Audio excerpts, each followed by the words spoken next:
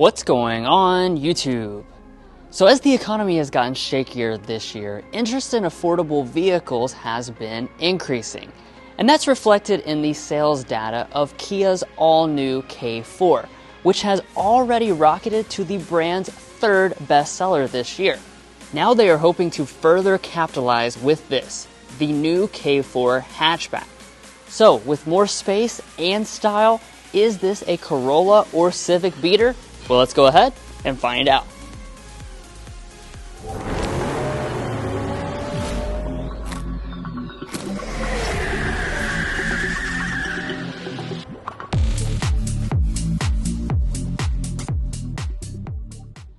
Now, the first thing let's start off with is the exterior design. I think this is a very strong element for both the K4 sedan, but especially here with this hatchback. In person, it has a very European overall design that looks very sleek and sporty. And before I kind of get into the individual details, I do want to mention that this vehicle is going to be available in 3 different trim levels. Unlike the sedan, they're going to skip the base trims, the LX and the LXS, and start directly with the EX trim. This is the GT line Turbo, the top trim. And because of that, you're going to notice a lot of the most aggressive elements, including down here with a gloss black finish on our aggressive lower fascia, a little bit of silver accenting through there, and up here at the top. Now, as we move over here to our headlights, these are extremely distinct looking. Of course, Kia is really known for having the very large daytime running lights. You'll see that presented here in the amber color. We also have the crystal LED headlights. So this is the up-level unit with all the crystals, the projector LEDs with integrated fog lights as well. That's going to be on just the GT line Turbo. The lower end examples will still have LED headlights, but there'll be a less premium version. Heading on to the wheels, you have either 17 or 18-inch alloy options. This GT line Turbo gives you the gloss black finish. Also, if you choose the Turbo model over the standard GT line, you have upgraded brakes.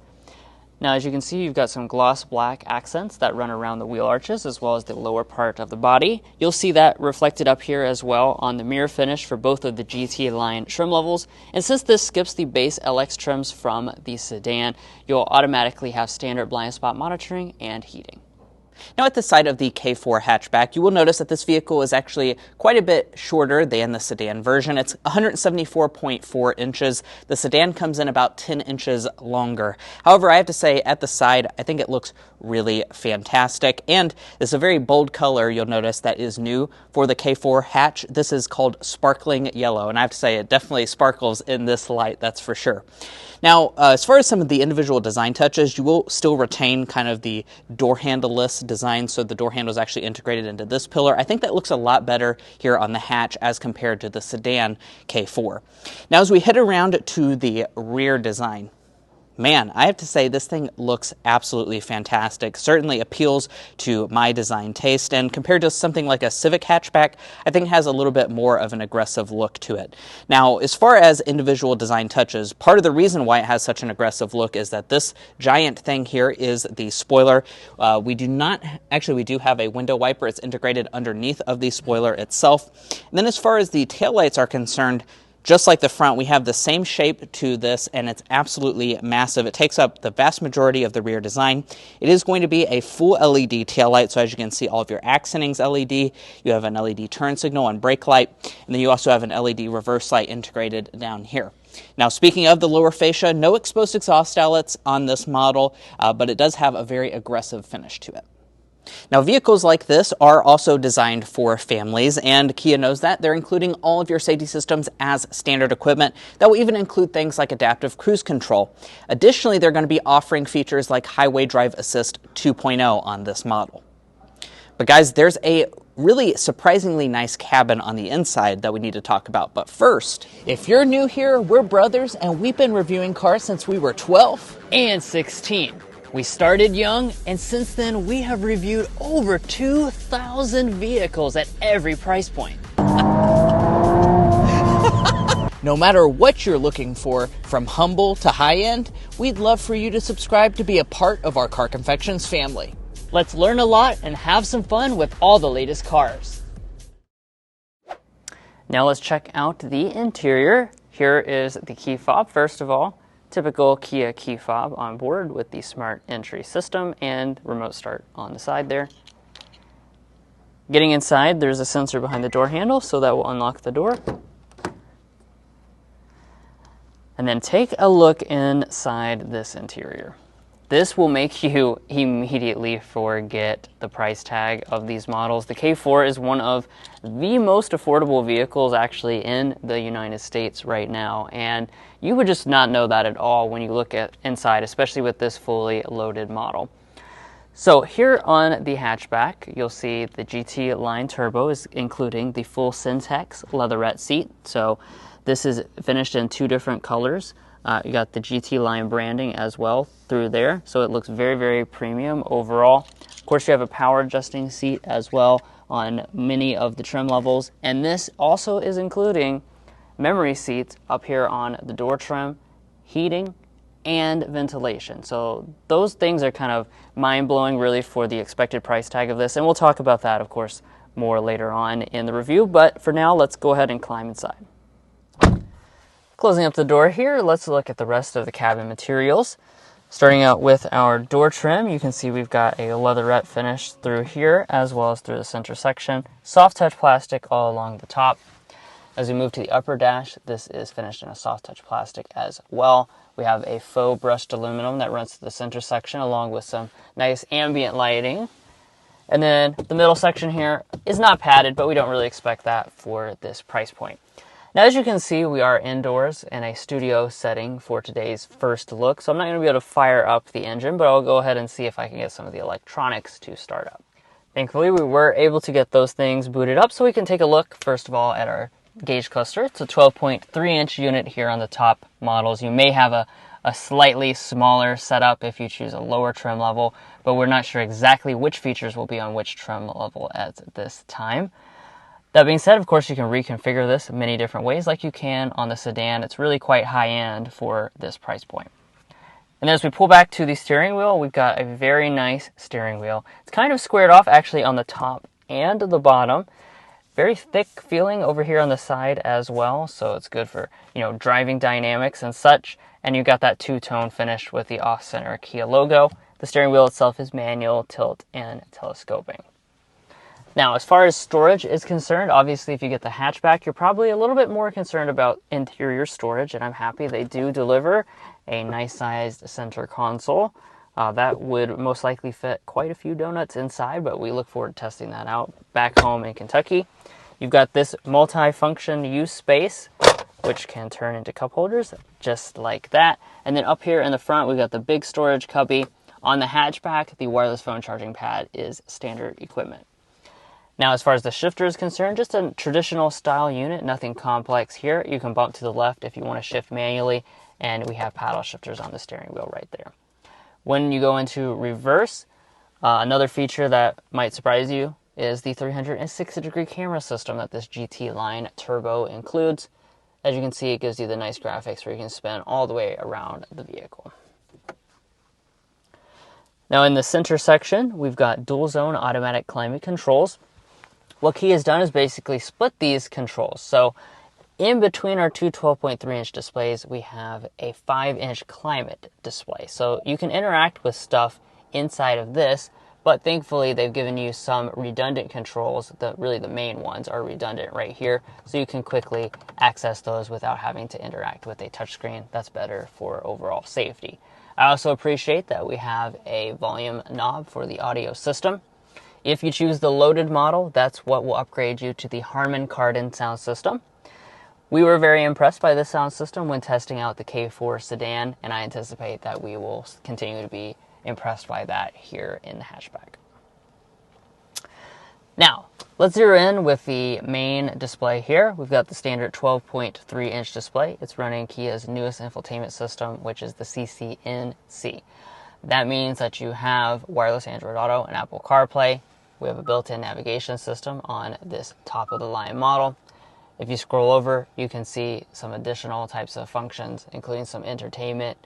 You can even download some additional applications into the system itself, which is pretty responsive. Up top here, we have a manual dimming mirror. And then there is availability of a sunroof as well. So this has a power sunshade. It's a standard size sunroof, maybe a little bit bigger than normal. And as you can see, it does open up, which is something that we used to expect, but nowadays is not really an expectation. And let's talk about the rear seats in the K4 hatchback. Now, there's a lot of good news when it comes to the rear seats of this model. And the reason I say that is because there's way more space than you probably would expect, and also more features than you probably would expect. So let's go ahead and dive in. So we're sitting at 38 inches of legroom and 38.3 inches of headroom. Headroom is really the main thing that I want to mention here, because with the hatchback version, you're gaining an inch of headroom over the sedan. So that of course makes a big deal if you're going to larger people here in the back seat. And I'm 5'9" for reference, and I have plenty of space. Now this seat is adjusted to Drew, who is 5'8". And let's go ahead and get our knee room figure, because we brought along the official Car Confections ruler. So behind Drew's 5'8" driving position, I'm 5'9", like I just said. 8.5 inches of knee room. That is really phenomenal for a vehicle in this size category. Also, my feet can slide up underneath of the seat. And speaking of the seats, a lot of more affordable vehicles really cheap out on the back seats. These are nice and cushy. They also have that same two-tone design. If we fold down the center armrest, we have 2 cup holders inside. And then in the center section, you'll notice that we have our own climate vents. That's another thing that many of its rivals will cheap out on. You also get 2 lighted USB ports and another little storage cubby. So compared to a Civic hatchback, you're going to have more features back here in the rear of the K4, that's for sure. Over on the door trim, we do have mostly hard touch up here in the upper part. However, we have leatherette all through the center section, and on our armrest portion, we also have a little bit of bottle storage. Now let's talk about one of the huge practicality elements with the K4 hatchback, and that's this cargo area. So in order to open it up, there is a release right here. All you have to do is find it. There I go. And then that's going to release the hatchback. Now, really the main reason you'd buy the hatchback, other than maybe design, would be for this additional practicality. And you're going to have a lot of additional practicality. So the sedan comes in at around 14 cubic feet, which is big for a sedan, but this hatchback is way bigger. So we're sitting at about 22 cubic feet of cargo capacity behind the second row of seats. If I fold those seats down, that goes all the way up to 59 cubic feet. So honestly, guys, that is very similar to some of the smaller compact SUVs out there. So definitely you're having more like SUV-like space as compared to a sedan, that's for sure. And by the way, if you do happen to be cross-shopping this K4 hatchback with other vehicles on the market in other segments, we'd encourage you to go to carconfections.com/vehicle rankings. Now, the reason you do that is because we've looked at numerous vehicle segments, including the compact sedans, and we've ranked them in individual categories that might matter more or less to you. Things like cargo capacity, interior technology, luxury features, value under $30,000, for example, is all looked at. So we'd encourage you to use our tools at carconfections.com/vehicle rankings to make an informed buying decision. Now, the seats do fold 60-40 split, and in order to fold them, there are handles right here. It's actually quite easy to fold if you didn't have the cargo cover installed. Let me go ahead and get these seats folded down here. And now that I've got those seats folded down, as you can see, they do fold completely flat with the floor. And let's get our cargo length, width, and height figures in case you're looking to haul something. 68 inches of cargo length is what you're looking at behind Drew's 5'8" driving position. From behind the second row of seats, you're sitting at about 32 inches of overall length. As far as the opening, that's very good as well, 41 inches wide. And then the height I'm going to have to estimate because they do have the cargo cover installed here. That's going to be sitting about 26 inches, so that's really not that much shorter than your average SUV. And then load-in height, let's get that as well. That's also sitting at about 27 inches, which is a little bit less load-in than your average SUV. If we lift up the cargo floor, there is a spare tire underneath of here. Now we pop the hood so that we can talk about the critical element of what you will find under there. So your standard 2 trim levels, which will be the EX and the GT line, those will come with a 2-liter 4-cylinder engine. It's making 147 horsepower and 132 pound-feet of torque. this powertrain will be paired to a continuously variable transmission just like you get in the sedan. However, what we've been showing you today is the GT Line Turbo. This dials up the vehicle really in a lot of regards, especially if you have a little bit of enthusiast blood in your veins. So this brings you to a 1.6 liter turbocharged 4-cylinder engine, now making 190 horsepower and 195 pound-feet of torque. Also, a big advantage of this powertrain is this comes with an 8-speed automatic transmission instead of a continuously variable transmission. So that's what allows you to use those paddle shifters I showed you on the inside. Regardless of which engine you choose, it will be front-wheel drive exclusive though, so keep that in mind. As far as fuel economy is concerned, there's no official EPA estimates yet. However, we expect it to remain very similar to the sedan version, so that would put us at about 33 mpg combined for your 2-liter models, and the GT Line turbos coming in at 29 mpg combined. All the GT lines will come with a sport tune suspension as well, which will hopefully help this to be a very fun to drive vehicle. We spent some time with the sedan version and we were quite impressed, and we look forward to spending plenty of time behind the wheel of this hatchback version in the coming months. However, of course, this is a first look very early on, so we're not able to quite take it out on the road. So make sure you stay tuned to our channel and subscribe down below for when we are able to do that later on in the year. And let's talk pricing and availability for this Kia K4 hatchback. Now, they don't have official hatchback pricing out in the US just yet, but because there is a reduced trim structure, we kind of do have a good estimate of what this might start at. It probably will be about $1,000 or $1,500 more expensive than the sedan, if you ask me. So that means that an EX would probably start around $25,500. The GT line would probably be around $27,500, and then if you want a fully loaded example like this GT Line Turbo, I'd expect it to top out with all the options around $32,500. Now, as far as availability is concerned, Kia says that this is going to be available in later 2025, so you're not going to have to wait too much longer if you want to pick one of these up. Now, if you're looking to buy a Kia K4 hatchback or any new vehicle, we'd encourage you to go to carconfections.com/newcarquotes. The reason you do that is because we have a tool on our website that will connect you with local car dealers in your area to get you the best price. It's also going to give you access to invoice pricing information, which is a great tool for dealership negotiation. If you'd like to take advantage of that, as well as our monthly payment tool, you can find a link to that in our video description, as well as a pinned comment down below.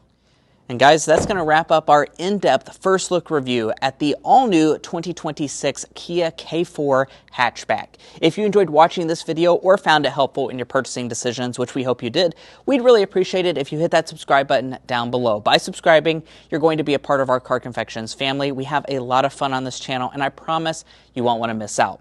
If you're already a part of our family, thank you so much for your continued support. You make this all possible, and we'll catch you next time as we sample more of the latest automotive delicacies.